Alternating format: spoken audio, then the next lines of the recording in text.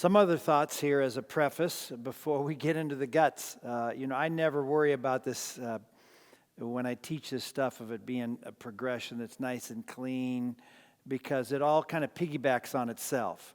And I don't mind revisiting the same thing over and over. The students sometimes joke, as did my players when I was coaching, that we heard that all before.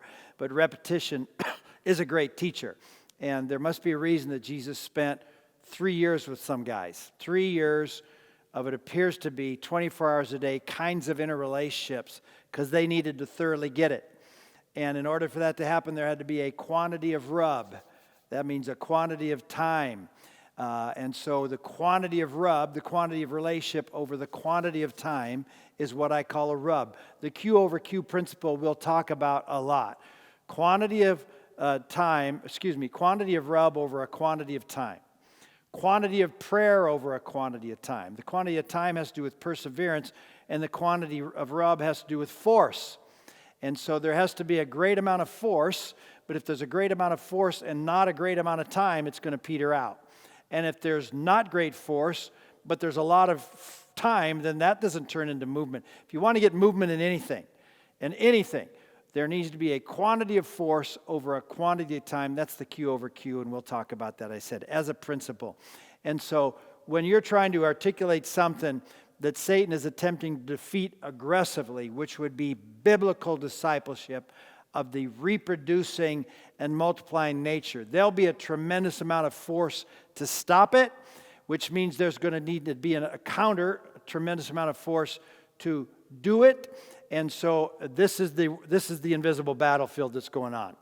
And what we're attempting to do is to break an understanding about discipleship that at minimum is limited and not of the transformational kind that Jesus meant with the 12 that we call biblical discipleship.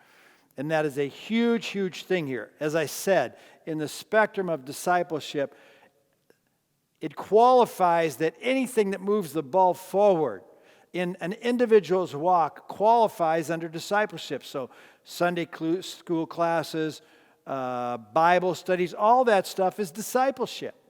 But what Jesus did with the 12 is completely distinct of that. And I'd say different of that and transformational in that over here, if all somebody does is grow in knowledge, it still can remain that individual's growth, which would be counter to his commandment to make disciples.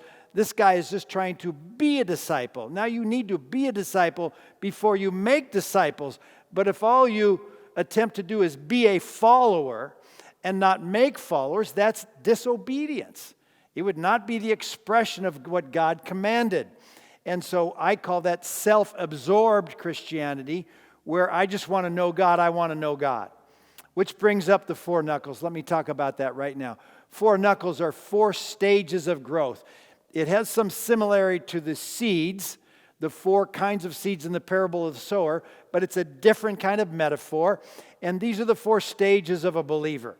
And it's critical, and it's very helpful for people to understand where they're at and where they want to go.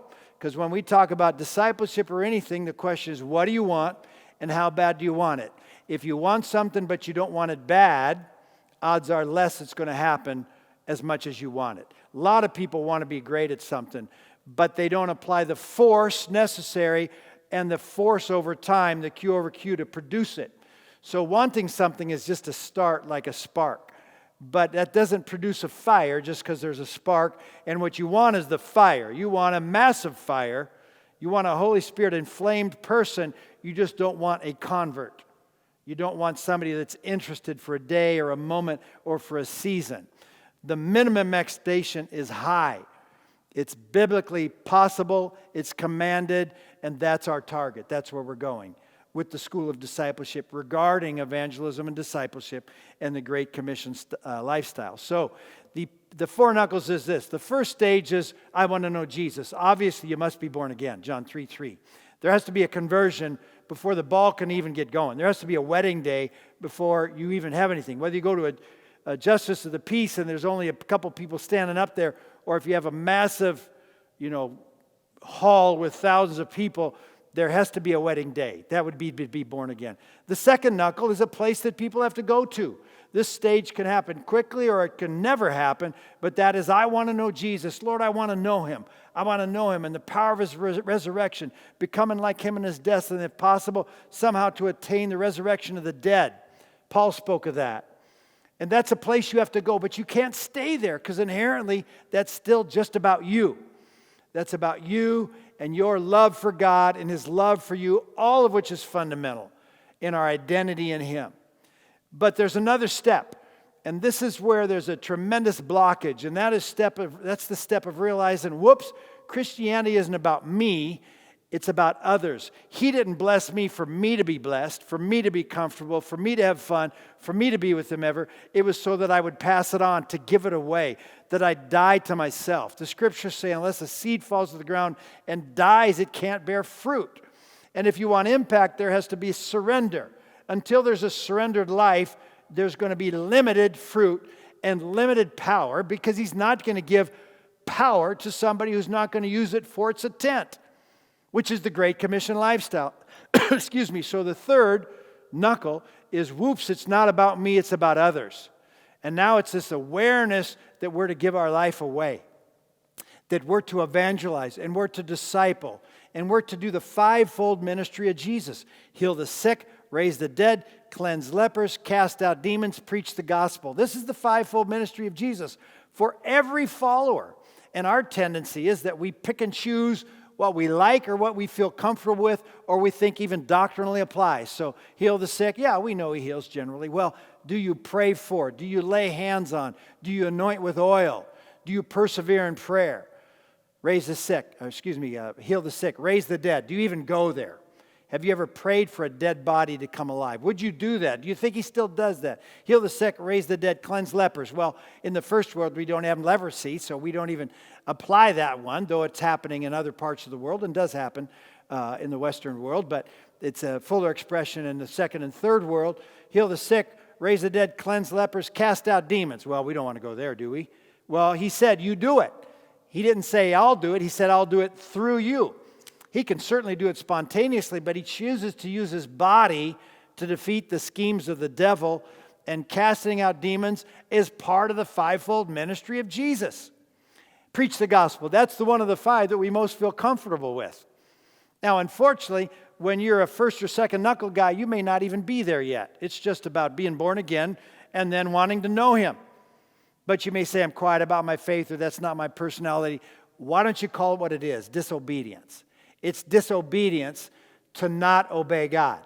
And he's calling us to speak and not be afraid, and make sure we're prepared in season and out season to share the hope of our calling. And so these are all mandatory ministries of Jesus for a believer.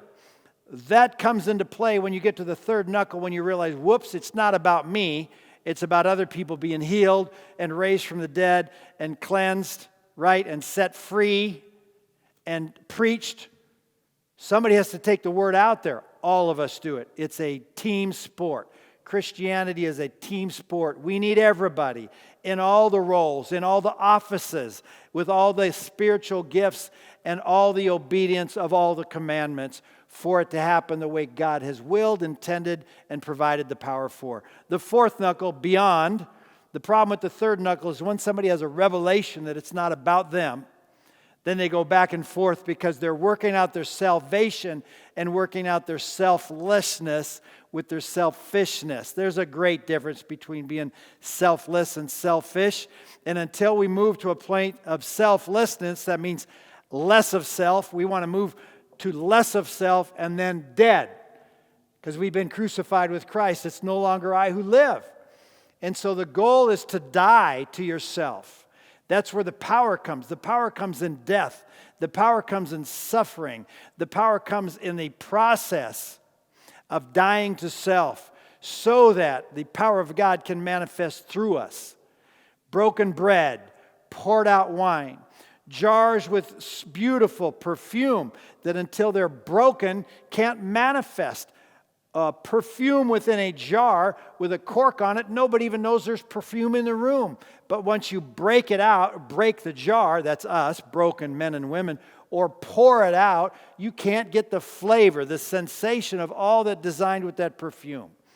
And so we are the aroma of Christ. And until we're broken, the aroma doesn't come out. And that breaking is generally between the second and third knuckle when somebody realizes, oops, I am called to die. Dietrich Bonhoeffer said, when God calls a man, he bids him come and die. And that's the third knuckle. Once somebody moves to the point of saying, Lord, I see it, not my will, but yours be done, that's a mature prayer. It's not a baby prayer. It's a mature prayer. It's the highest prayer. Is the sort, this is what I want, this is what I think, this is what I believe, not my will, but yours be done. That's when you move to the fourth knuckle, which is life is mission.